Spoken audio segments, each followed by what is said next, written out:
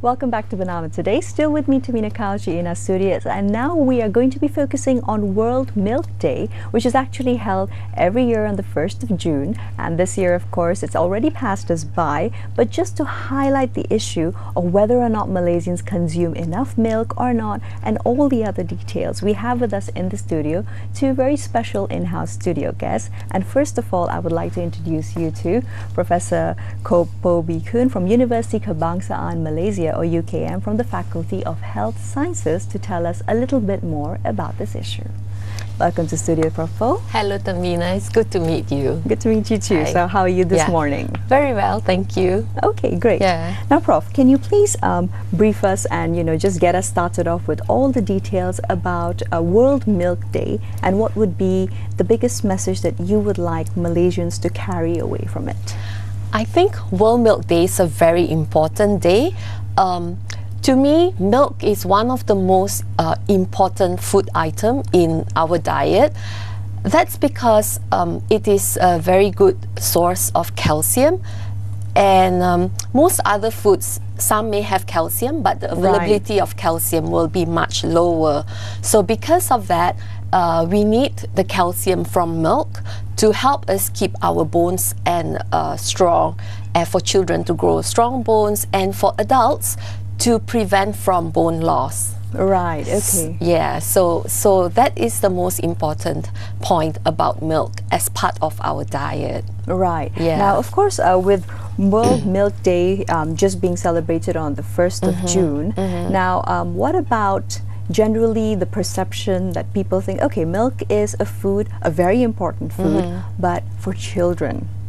That is exactly the perception of the people of Malaysia today. Right. But if you look at European countries, or even among Indians, milk remains a very important part of their diets throughout their lives. And this is what nutritionists like me and all the nutritionists in Malaysia is trying to promote. According to the Malaysian dietary guidelines, we should drink at least 1 to 3 glasses of milk a day. It could be milk or other dairy products like cheese or yogurt. So it should be 1 to 3 a day. But what we have found from the Malaysian Adult Nutrition Survey conducted by the Ministry of Health Malaysia, what they have found is that the Malaysian adults are only consuming less than 1 glass per day. Right, okay. On average. And there's in terms of calcium, it's also less than 50% of the recommended calcium intake that we are supposed to take. Wow. Yeah. That's quite the deficit on a daily basis. Definitely, among adults. And then we think about children, and in UKM we have conducted a study called CNUTS survey. So this one was conducted in Malaysia throughout all the 6 regions in Malaysia, including Sabah and Sarawak. I see, And what we have found is that 49% of our children are not meeting enough of calcium intake. Right, 49% of children even. That's right. Wow, all right. So that's a big proportion that is not getting enough. Exactly. So I mean, it's not just the adults, but the children as well. As well, yes. Now that sounds to be quite the scary situation. Now, could you tell us a little bit about what would be the results or the long-term effects of consuming so little calcium? Yeah. So, as I said earlier, calcium is important for children to build strong bones as well as strong teeth. And in children, bones and teeth are being built as they grow. So you mean, they're growing taller. Definitely the bones have to grow longer. Otherwise, very true. We won't be tall, right? Stage by stage. That's right. And also, as children are reaching late adolescence, so like about 18 years, 19 or 20 years old, that young adulthood, late adolescent age, that is when our bones reach its peak bone mass. So it sounds like a technical term, but what it means is that peak bone mass means that that is the strongest bone that we will ever have. I see. Throughout our lives. So between the ages of roughly 18 to 21. About 21, yes. Okay, wow. Okay. And after that, the calcium will start to be depleted very slowly from our bones. And that is why when people reach around 50 or 50 plus elderly age, some, especially women, may get osteoporosis. Right. So if we do not get enough milk in our diet when we are young and continue to drink milk as we are growing older, we will not be able to reach that highest peak bone mass that anyone could reach if you had enough calcium. And then if you stop drinking milk, your bone loss will be much faster than someone who continues to drink milk throughout their lives. Okay, right. So that is the reason why milk is so important. I see, I see. Yeah. I suppose maybe if you want to use a really simple concept, you could perhaps use the concept of a balloon and how it fills up and how it suddenly deflates. That's perhaps. right. Yeah, so let's say exactly.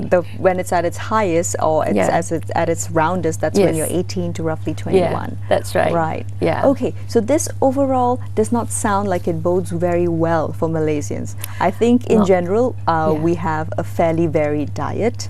We do. We do. And generally, most parents, from our survey on the children, most parents, when their children reach about school-going age, they will tend to change their children's milk intake from either powdered milk or fresh milk to sweetened condensed milk. You know, like when we mix with teh tarik and those kind of milk. And other chocolate drinks. Yeah. Right.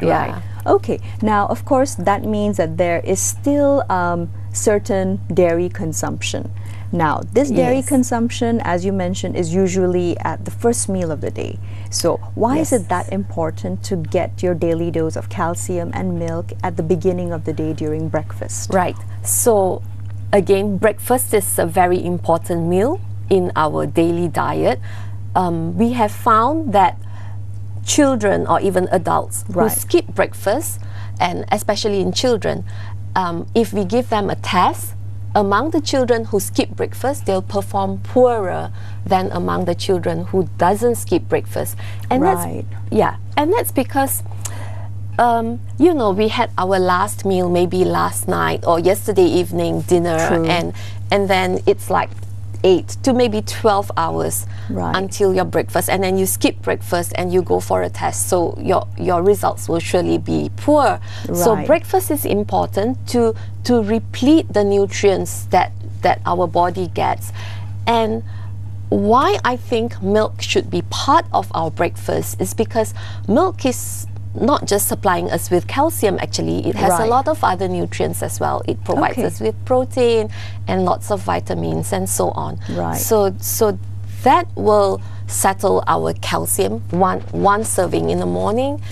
And so maybe then if we need another 2 or 3 later in the day, it's easier to meet our milk intake then. So it's best to get started off early in the morning. That's right. Once you get started off in the morning, I think it just sets the tone for a better day ahead with calcium absorption. That's right.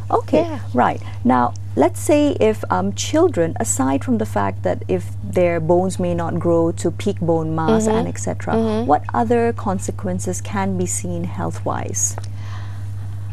I think in terms of peak bone mass, if they don't, well, everyone will reach their own peak bone mass. So somebody's peak bone mass may be higher and another person's peak bone mass may be lower. So the long-term consequence would be brittle bones, like going towards osteoporosis, which means that if you have a fall when you are older, you will be much more easy to break your bones compared to someone who has a strong bones from the beginning. Now, apart from that, calcium is not just for building bones and teeth. It is also part of a very important functions of our heart, our lungs, muscles, and so on. So if we are very deficient, not slightly deficient, it will just affect your bones. But if we are very deficient in calcium, all the functions of many of the organs in our bodies will also be affected. So that will not be very good for our health. Okay. Yeah. Now, for parents out there who might be watching us right now and thinking, okay, my child really despises the taste of milk. Now, what would be some recommendations as a nutritionist that you have seen within your work with parents and children? Yeah. So most of the time when we recommend to parents who stops drinking milk, some of them when they stop breastfeeding and then they stop drinking milk. Right. So when they do that, we will try to ask them to try different sorts of milk. So like, you know, there are chocolate milk or yogurt or cheese. So if they like those, then it helps. But if they don't like any dairy products at all, then parents have to start thinking of which food can supply rich sources of calcium. And I went through a whole long list of food items yesterday just to refresh my mind, like, okay, where can we get it from? Exactly. So if we want to get good calcium, it would come from bones actually. So if we eat like ikan bilis with the bones, you will get some calcium. Okay.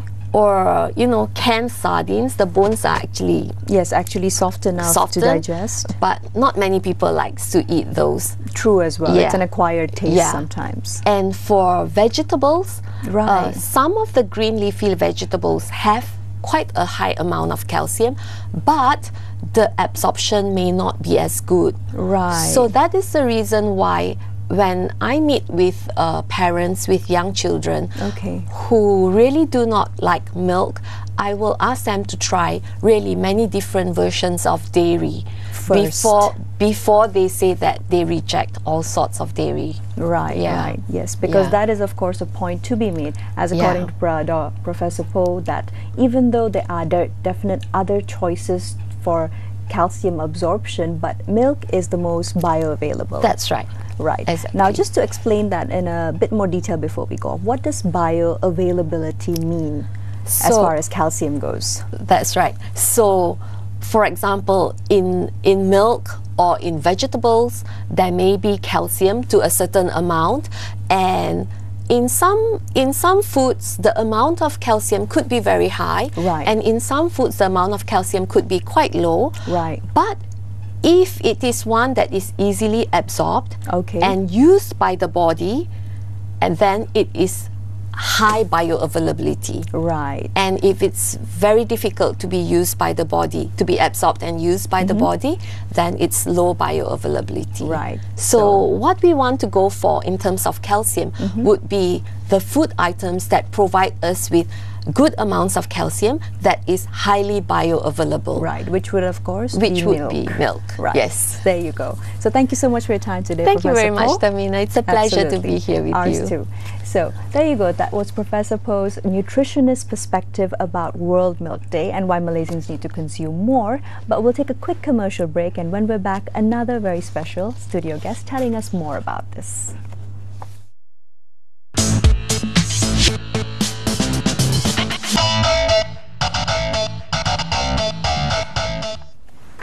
Welcome back to Bernama Today. Still with me, Tamina Kalchi, and now we have the pleasure of hosting Lu Mei Fong, who is a corporate nutritionist for Dutch Lady Malaysia, also with regards to World Milk Day. Welcome to the studio. Hi, Tamina. Hi. Good morning. Thanks a lot for being here today. Thanks for having me here. Absolutely. Now, as Professor Poe was mentioning, Malaysian dietary guidelines state Malaysians need to drink 1 to 3 servings daily of milk. Now, in practical terms, what does that mean? According to the dietary guidelines, it essentially means that 1 to 3 servings. Servings refer to glass. Which means that the Malaysians, as actually the children and also adults, we are recommended to take 1 to 3 glasses of milk per day. So that would be just a normal average size glass. Yes, it's referring to a 250 ml. So there you go, 250 ml glass, times that by 3, and that should be about ideal. So that's almost a liter of milk a day. Now, so that would be for the adults. Now, because milk comes in so many different types of formats, what type of milks would actually cover this daily intake, in your opinion? Well, there are many types and formats of milk. So, for example, ultra high temperature milk, pasteurized milk, sterilized milk, and therefore the consumer should read the labels when they purchase the milk to look at which type of milk they're actually buying. Right, Yeah. okay. There are also other types of milk, like for example, sweetened condensed milk and sweetened condensed filled milk. These are essentially not milk and therefore should be discouraged. I see, right, right. So what's actually the difference? Let's go back to the ones that you mentioned. So such as UHT, which is, as you said, ultra high heat. Now, what does that mean and how is that different from, let's say, fresh milk? Well, the different type of milk essentially the way how it's actually being produced to become the final products. I see, right. Now, let's say the UHT milk as opposed to fresh milk. What would be the main benefits of each as compared to the other? Well, actually, fresh milk and ultra high temperature milk, even though they are using different technique to produce to become the final product, however, all these two types of milk should contain the same nutrients that we require in our body. I see, right. So it's more of a taste preference person to person? Well, I would say yes, there are differences in terms of the taste. If let's say certain people, they tend to like fresh milk. Right, okay. So there you go. I mean, regardless of the type of milk that you choose to go with, you will be getting the nutrients, rest assured, and that is the most important thing after all. Now, how much milk should a child drink, let's say, compared to an adult? So as you clarified, an adult, 3 servings is ideal. For a child, the same, less, more? All right, let's look at the recommended nutrient intake for calcium, for example. Say a child that is aged 1 to 3 years old, they will require 500 milligram of calcium per day. Yeah. For a child 4 to 6 years old, for example, they will need 600 milligram, and it actually steadily increase up to 1,000 milligram for children aged 10 to 12 years old. Right, wow. So if you're talking about, for example, milk that is actually provide, for example, Dutch Lady pure milk, pure farm milk that provide at least 275 milligram of calcium per serving. So depending on the age of the child, let's say the requirement is 500 milligram. So if let's say 2 glasses of milk actually provides the required calcium for the children. So that would about cover it. Okay. So let's say if the current requirement according to age is 1,000 milligrams, you can just quite simply multiply it by the content. Right. And what about adults? What is the milligram requirement for calcium per day? For adult, for male, 19 to 65 years old, the requirement is 800 milligram. 800. Whereas for female from 19 to 50 years old, the requirement is also 800 milligram. And females above 50 years old, because for female above 50 years old, they will require 1,000 milligram per day. Per day. So basically for this group of adults, they can actually get 3 servings of milk per day on top of in combination with other calcium foods. Right. So now, just to highlight it once more, what are the other health benefits aside from just calcium absorption that milk also happens to provide those who drink milk regularly? Well, milk provides more than just calcium. It also provides other nutrients. Like for example, our milk actually contains other nutrients, essential nutrients, like for example protein, which is actually important for the growth of the muscle. And for vitamin A, which is good for eye, vision. And vitamin B2 that actually help us to release the energy from our food. And vitamin D3, which helps in the absorption of calcium and phosphorus. Okay. So basically all of these together, would you say that it makes milk sort of like the perfect whole food? I would say milk is an important part of our diet. Of course, it has to be in combination with other types of food. Right, okay. So let's say, for example, most children who have parents who are quite aware of the calcium absorption factor, they may offer their child a pack of milk in the morning. So that is well and good. What would you as a nutritionist also recommend in conjunction with the milk to just further, you know, speed up the absorption and also to make a more balanced meal? All right. For a child, let's say they're already taking a pack of milk in the morning, so they should be getting their calcium, the one serving already, and then they also get some protein already. So therefore, maybe they can actually incorporate other items like maybe bread, sandwiches, so that, you know, to make a complete breakfast meal. Right, okay. So basically it's pretty essential, and I think what in the old days especially, even schools would often offer a free serving of milk just to start off the day of the children.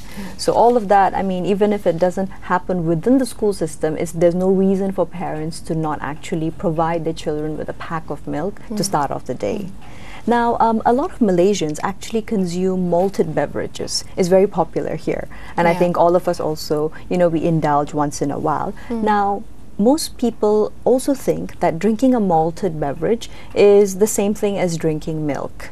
Now, how true or how incorrect is this? Well, actually, malted drinks are essentially energy provider. Okay. It also contains carbohydrate, different format of carbohydrate, like for example, maltose or higher saccharides, as well as some minerals and vitamins. Right. Yeah. Some of these malted, I know that several breakfast items actually contain malt extract. I see. Yeah. Right. There are also additional components to the malt extract. Yeah, in the beverage. It could be milk, it could be some vitamin and minerals, or some taste flavors, like for example vanilla or chocolate. However, depending on the component of the added ingredient that I mentioned just now, let's say it's added with milk, however, it's not entire milk. So therefore, I would say that malted drink, they are not milk. Right, okay. So essentially, just keep that in mind. Well, of course, malted beverages are popular, not just for their taste, but for their flavor. Keep in mind that they are not whole milk. And thereby, it is always also essential to include the whole milk. Right. Now, would you mind just telling us briefly, of course, World Milk Day was on the 1st of June. So what was carried out in conjunction with it by Dutch Lady Malaysia to promote to Malaysians the goodness of milk?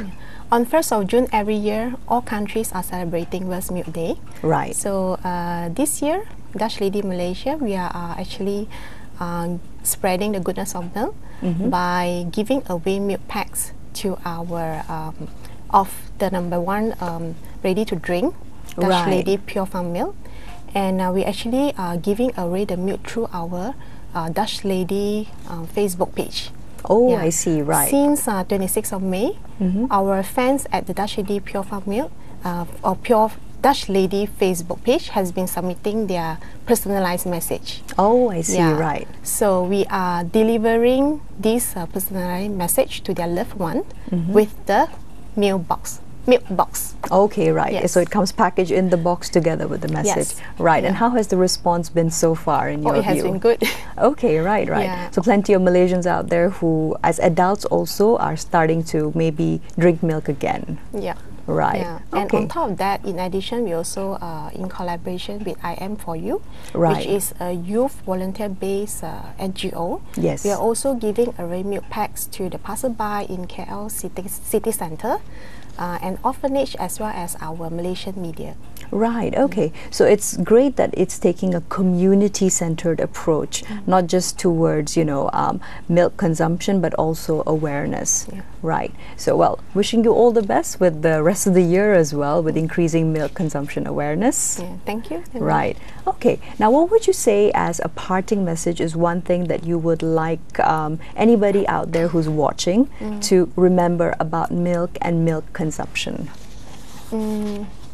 Milk is delicious and actually essential, packed with a lot of essential nutrients.